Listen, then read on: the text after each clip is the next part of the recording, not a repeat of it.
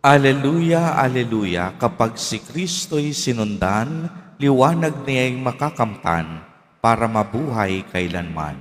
Sumainyo ang Panginoon. At sumaiyo rin. Ang mabuting balita ng Panginoon ayon kay San Juan. Papuri sa iyo, Panginoon. Noong panahong iyon, sinabi ni Jesus sa kaniyang mga alagad, "Tandaan ninyo, malibang mahulog sa lupa ang butil ng trigo at mamatay, mananatili itong nag-iisa. Ngunit kung mamatay, ito'y mamumunga ng marami. Ang taong labis na nagpapahalaga ng kaniyang buhay ay siyang mawawalan nito. Ngunit ang napupuot sa kaniyang buhay sa daigdig na ito ay siyang magkakaroon nito hanggang sa buhay na walang hanggan. Dapat sumunod sa akin ang naglilingkod sa akin, at saan man ako naroon ay naroon ang aking lingkod.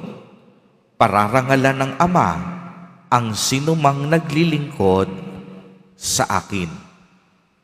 Ang mabuting balita ng Panginoon. Pinupuri ka namin, Panginoong Hesukristo.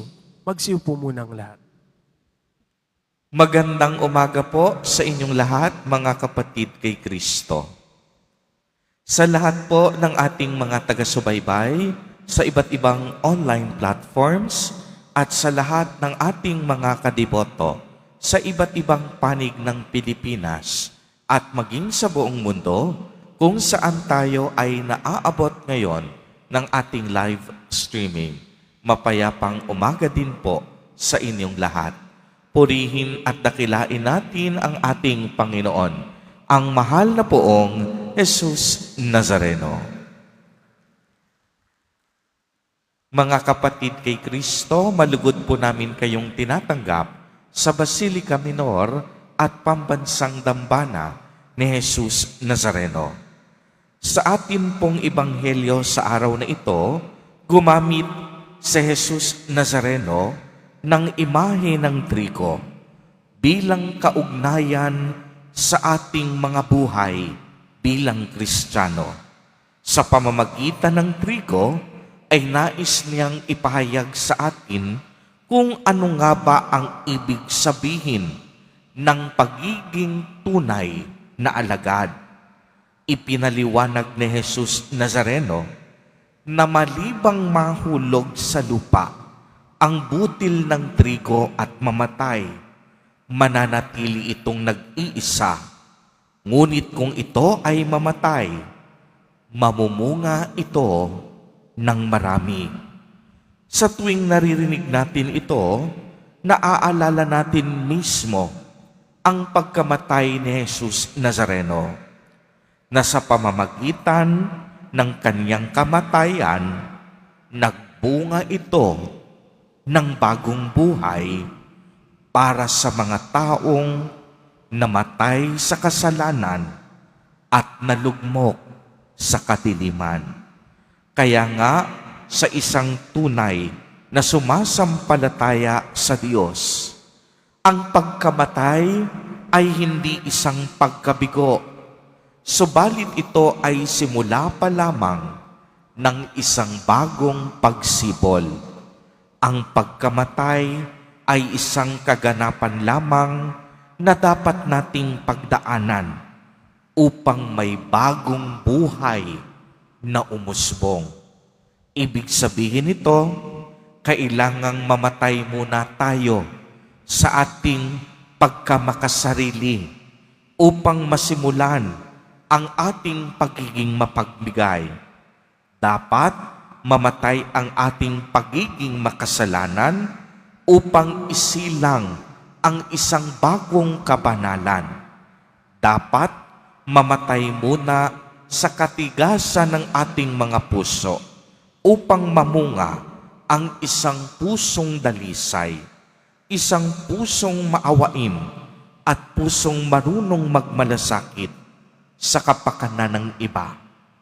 Gaya na lamang ng buhay ni San Lorenzo, diakono at martir na sa araw na ito ay ating ginugunita ang kagitingan ng kaniyang buhay.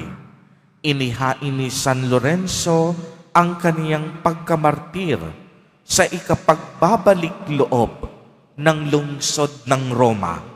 Inihain niya ang kaniyang buhay upang tulungan ang mga mahihirap, ang mga kapuspalad, at upang itaas ang antas ng kanilang buhay.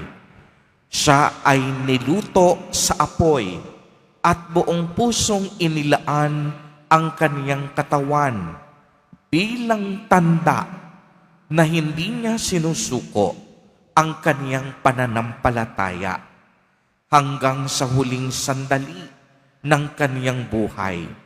Hindi siya nagdalawang isip na ialay ito para sa Diyos. Tayo rin, mga kapatid, inaanyayahan na magsakripisyo at mamatay sa ating mga sarili bilang tugon sa dakilang pagmamahal ng Diyos sa atin.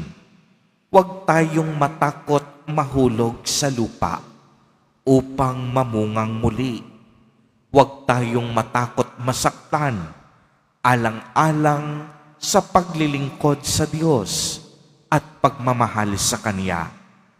Dahil nakakasiguro tayong kagaya ng ating Poong Hesus Nazareno, mabubuhay tayong mag-uli, puno ng tagumpay at punong-puno ng pag-ibig ng Diyos Ama. Amen. Amen. Purihin at dakilain natin ang ating Panginoon, ang mahal na Poong Hesus Nazareno.